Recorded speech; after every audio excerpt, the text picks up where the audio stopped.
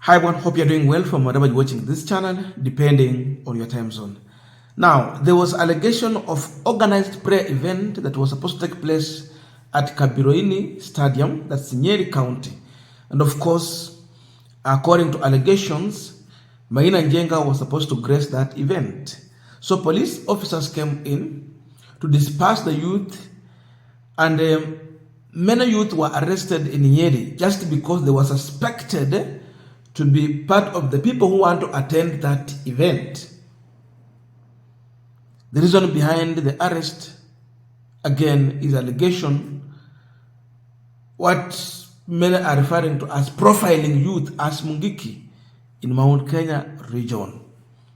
Now, after that, Maina Jenga has come out to speak, and Maina is putting a blame on Gachagwa as a person using state machinery to criminalize youth who supported them in 2022. And Maina is issuing a warning to Gachagwa that labeling Kikuyu youth as Mungiki is a plan to set up the youth against police brutality.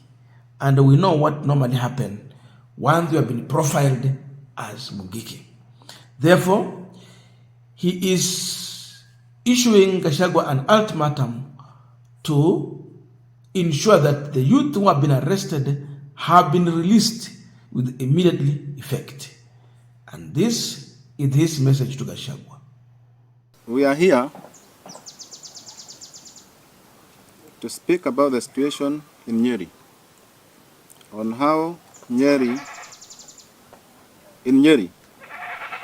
innocent Kikuyu youth have been harassed and subsequently arrested by the state. It bothers me that a Kikuyu leader is using state machinery to criminalize the same people who supported him during the 2022 general election. Now we are continuing this panel discussion with just a quick request for those who are watching and you have not yet subscribed, please consider subscribing. To our returning subscribers, Samasha, thank you so much. And again to all our viewers, please give this video a thumbs up. Thank you so much, and back to this discussion. Now, the truth is that once you are a youth in the Mount Kenya region and you have been labeled or profiled as Mungiki, then you know your days in this earth, your days on earth have been numbered. It is easy for you to be finished because we know how youth who have been profiled in such a manner have been treated too by police officers. So, by the fact that we have leaders who want to profile youth as Mungiki, they are setting them up against police brutality, which goes to an extent of even executing lives. Arrested, detained, some killed by police officers. That is the truth. And there was a time when women came out to complain, in fact to protest against the move by some leaders to profile youth in the Mount Kenya region as Mungiki. So, any leader who does so becomes an enemy of women who have children in Mount Kenya region, especially boys.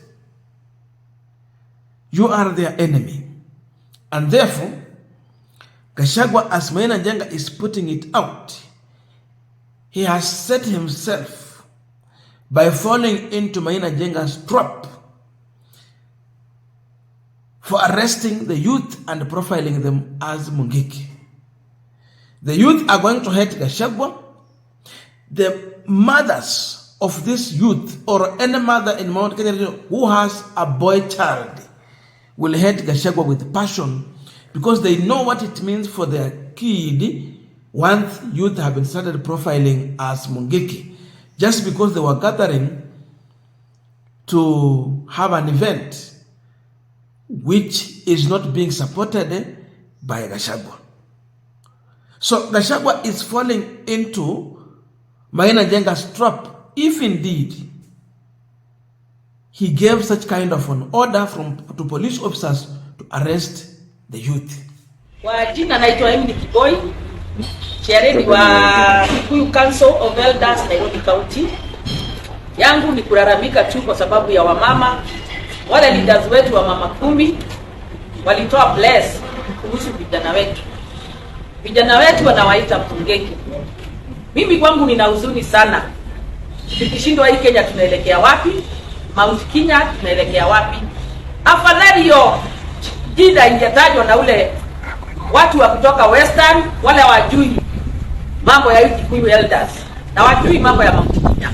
Inatoka kwa mdomo ya mama wa Mount Kenya, anatusi wa vijana wetu akiwaita mtungeki. Tunakumbuka vijana siku ya uchaguzi, ndio walikuwa bodyguard wao wakubwa, ndio walikuwa wanashikilia magari zao, ndio walikuwa wanawafuata ndio wasipate shida kwa campaign. Saa hii mmechukua vitu wa mama, mmesahau vijana wetu, mmewaita mungiki, nao ndio waliwashikilia. Ni nini wamewafanya? Ni nini wamewafanya ndio mkaanza kuwaita majina mbaya kama mungiki? Sisi kama Wakikuyu tumekataa. Wakikuyu wa mlima tumekataa hiyo jina mungiki. Mnasema Kindiki aende kuua watoto wetu. Tunataka Kindiki kabla hajachukua step yoyote afanye upelelezi. Juni kama hawa watoto na hawa mama kuna kitu wanaulizana. Vijana na wamama.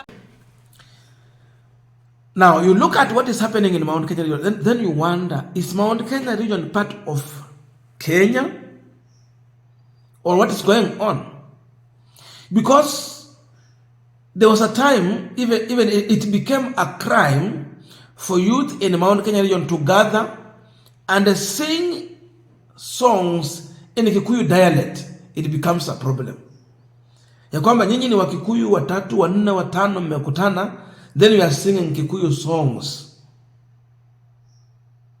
It's a problem.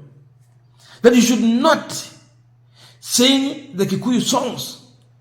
When you sing these songs, you are being viewed as a mungiki. You are being labeled a mungiki. You are being profiled as mungiki.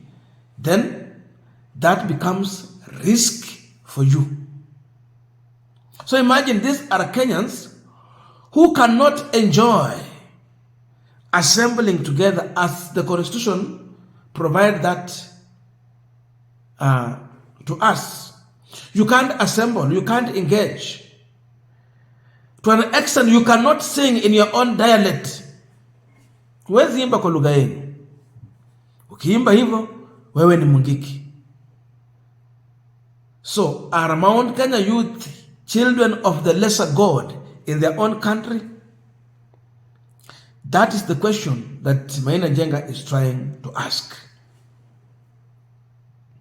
These are the same youth you are telling where anywhere, and they were buying into that. Though we know we have a group that was voting for Azimio. Tuko na Azimio, 1 million plus votes. Kuna wale wengine.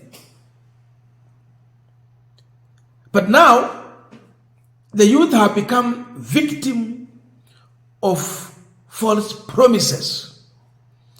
So when they want to speak their voice, they are being stopped, they are being threatened, they are being arrested, they are being tortured, they are being profiled. This is where we have reached. So to manage Mount Kenya region politics, it seems like the Kenya Kwanza side want to use the barbaric way to silence youth so that they can't speak their mind. They can't question the government. You become a stupid person who will support everything and anything that this government is standing for without questioning the same regime. It is sad. It should never happen. So Maina is telling Gachagwa or whoever has been involved to release this youth as soon as possible. But what I can tell you, This is one of the worst way for any politician to try and use as a means to manage Mount Kenya region politics. No, it's one of the worst.